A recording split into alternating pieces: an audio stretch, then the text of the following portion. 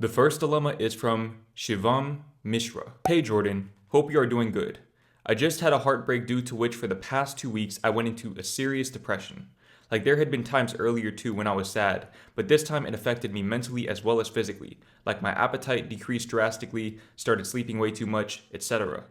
I can say for sure that I am almost more than 90% out of that stage now, and I want to start my life again now. The entrance exams for the best colleges of engineering here in India is in the next 2 months, and it will continue probably up to September. So basically I have to balance my study prep and my self-development journey too. There are probably thousands of people out there suffering through the same issue. Thanks to you, I have pretty much figured it out about what and how I'm going to do, but it would mean a world to me if you can make a video about this in which you can give me a roadmap to start and keep moving forward, brother. Peace and love. So, Shivam, first of all, I want to say this. Healing is not a linear process. You said that the heartbreak occurred approximately 2 weeks ago, I'm assuming, if that's when the symptoms of heartbreak begin to present themselves. You have to understand that you're not going to heal in 2 weeks. More often than not, you are not going to heal in 2 weeks, and that's okay. And granted, you sent this dilemma in February, so you've probably realized this for yourself, that there will be times when you feel like you've gotten over this person, but you actually haven't. And you can't give yourself a timeline. You can't give yourself a deadline for healing.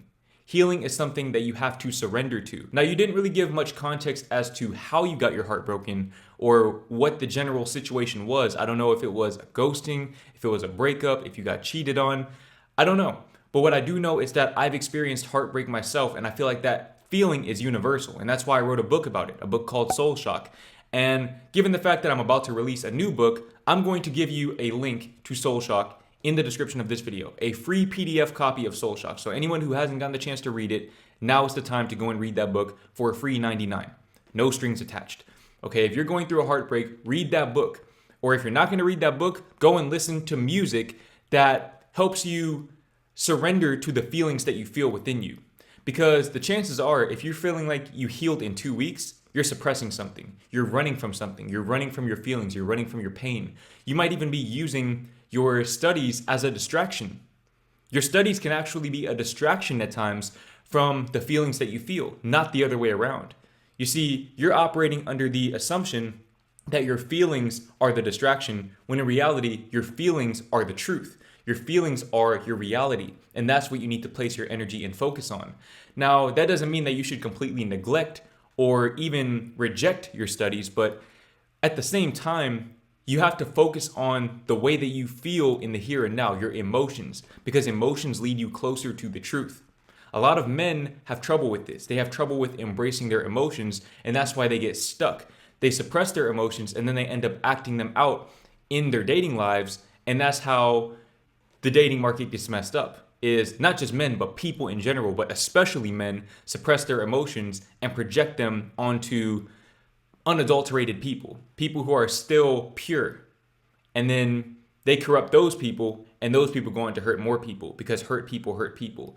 So start off by really embracing your emotions. Cry as much as you possibly can. And I know it may be an uncomfortable feeling, especially as a man, but that's why you should do it. The fact that it's uncomfortable for you means that you're not in touch or in tune with your emotions. And your emotions are a substantial part of your psyche. They are oftentimes the foundation of how you operate in your day-to-day life. So start off by embracing your emotions. Now, once you embrace your emotions, you'll find that clarity that you're seeking. You see, heartbreak, aside from the pain of losing someone, it also indicates a lack of clarity, a lack of closure. The moment that you find closure is the moment that you're free. But you can't be free if you run from the truth.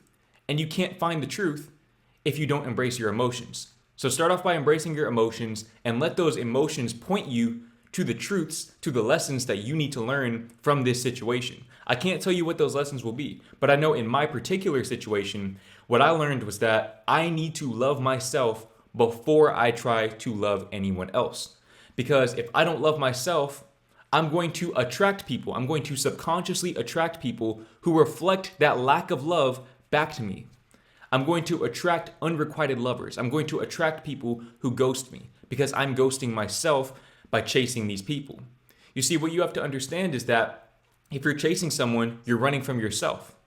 You are rejecting a relationship with yourself in favor of a relationship with somebody else, because that contingency, that condition of getting their love, of earning their approval and their validation, on the other side of that contingency, that's where you're placing that love for yourself. But the irony is that if you do that, if you create contingencies for your own self-worth and your self-esteem, you will never actually experience self-love. The only portal into self-love is in the present moment. And that takes me right back to embracing your emotions. Now, like I said, I've written a book that is specifically curated to help you and anyone else who's dealing with heartbreak embrace their emotions. That book can even help you embrace emotions that you didn't know were there. I've had people email me and tell me that they read the book and they cried over heartbreaks that happened years ago that they never truly acknowledged, that they never really made their peace with, but at the egoic level, they might have gotten over that person. You see, that's something that I did. That's a mistake that I made, was getting over that person at the egoic level, but not at the emotional or the spiritual level. I told myself that because I'm successful on YouTube, I am too good for this person.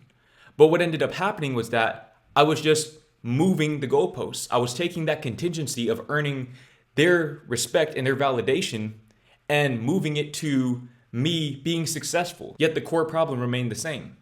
I was creating contingencies for my self-love.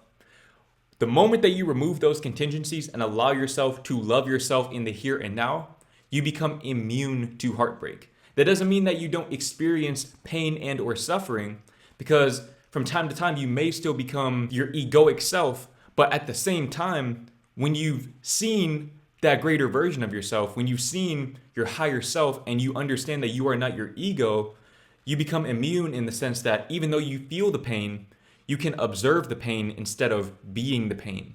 And it's a subtle difference, and it sounds like it's mostly semantics, but I promise you, I'm speaking from experience with this, I promise you and I can assure you that the moment that you learn to transcend your emotions by first embracing them is the moment that you find true peace and freedom. Now, the next dilemma is from Anonymous. What's good, Jordan? Before I start, I just want to thank you for making the type of content you make. It helps a lot. This is kind of a long story, so I'll try to get to the main points. Last October in college, I met this girl at a party. Throughout the night, I noticed she had a great vibe, was easy to talk to, and was overall just enjoyable to be around. As the night progressed, we ended up making out. Nothing too crazy, and I eventually went home without getting her snap or number, without thinking much about the situation. While sitting at home that night, she added me on Snap through a mutual friend, which I found surprising. I found out soon after that this girl had a promiscuous reputation. I wasn't surprised, plus I don't want a girlfriend, so I was cool with the situation. As the semester progressed, we started hanging out more often and getting more intimate. This is where I really noticed a serious problem. This girl would often say and do very ridiculous things for attention, plus drink a crazy amount. She also told me at one point that she cheated on her ex and doesn't trust anyone. After she reached out to me on Snap every day, she just stopped snapping me randomly in December. Again, I didn't really care because we established that this wasn't a boyfriend and girlfriend type of relationship. I understand at this point that this sounds like a typical low-quality female. However, I recently had an epiphany as to why she acted like this. I truly believe that this girl is fighting serious demons and might be depressed. I think she uses guys, alcohol, and attention as a way to distract herself from a sad life. The saddest part to me is that her friends, who are in committed relationships, use her like the clown of the group for entertainment and encourage her unhealthy behavior. Lastly, I realized how fake she actually was from the very start. I like to think of myself as someone who can observe how people are feeling just by looking at them, so I'm surprised I didn't notice sooner. But now I can see right through the fake persona. The more I think of it, when she smiles, the look in her eyes is something I can't get over. It's like she's hiding all this pain and trying to mask it. I'm completely fine with not hooking up with her. I don't care about that. But seeing someone clearly crying for help and getting none is very upsetting to me. I don't want her to hurt herself or think she's alone. Do I even bother reaching out to her just to see if she's okay? We haven't talked in months, so it might seem weird and random. Or should I just stay out of the situation and hope she figures it out? So, Anonymous, here's the thing about that. Okay, you are definitely 100% correct in the sense that she is projecting her demons onto not only you, but onto the world at large. She has repressed trauma, suppressed emotional trauma that she is refusing to face. And she's looking to different forms of escapism to take her out of the moment. You see, all escapism is an escape from the present moment.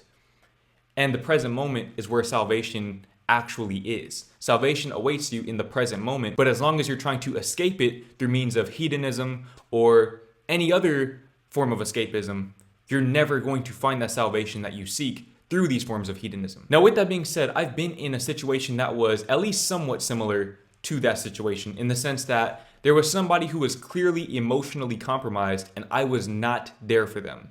And believe me when I tell you that it bothered me for months on end.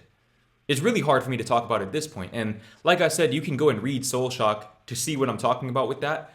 But I definitely struggled with guilt and shame. I lost a lot of sleep over knowing that that person was there for me and I wasn't there for them. Even though in retrospect, I didn't have the emotional bandwidth to accommodate that person's traumas as well as my own, I struggled with that guilt and I took a long time to forgive myself. But what I realized over time was that, for one, it wasn't my obligation to help this person out, especially when I didn't have the emotional bandwidth to do so. But two, you'll always get another opportunity. Now, the next opportunity that I got, which would be the very next girl that I talked to, I found myself in a very similar situation where there was a girl who was clearly emotionally compromised, had very low self-esteem, and was generally not in a good place. And she told me this herself. She told me that she didn't want to drag me into her shit, as she put it, ad verbatim. And I remember telling her that I was there for her. As a friend, as a human being, I was there for her regardless of how the situation turned out. If she felt like nobody else was there for her, if she felt like she was alone, I was there. I told her that, and I made my peace with it. Even after she ghosted me, I still got ghosted after offering that help. But I will say that it did make me feel good, and it helped me find that closure, knowing that I at least tried. So I feel like if it's going to weigh heavy on your conscience, if you feel like your spirit is telling you to reach out to this person, then you need to do that. You need to put your ego to the side and you need to do it. Now understand that you can't let this compromise your peace of mind. If it comes at the expense of your peace of mind, then don't do it. Don't reach out to this person. But if not reaching out to this person comes at the expense of your peace of mind, then you need to do it. Let peace of mind be your guiding principle. If you feel like you'll find peace in reaching out to this person and at the very least planting the seed in their minds that somebody cares for them, then you should do that. But if you feel like taking a hands-off approach and letting her figure it out for herself through her life experiences is the best approach, then by all means do that. Now, like I said, I feel like in my experience, the best approach has been to reach out to that person. I feel like I'm spiritually compelled to reach out and offer my assistance, especially at this stage in my life, then I'm going to do it without asking questions about it. I'll put my ego to the side and I'll do it. Whether I get ghosted, whether things don't work out, or whether that person becomes my wife is irrelevant, because I know that I did my part. I did what I could do. And a lot of times, just the simple act of reaching out to that person, even if they don't respond to you, can make a world of difference in their lives, because you're planting the seed in their minds that their lives are valuable. If this random guy from this party cares about me enough to reach out to me, then maybe I should care about myself.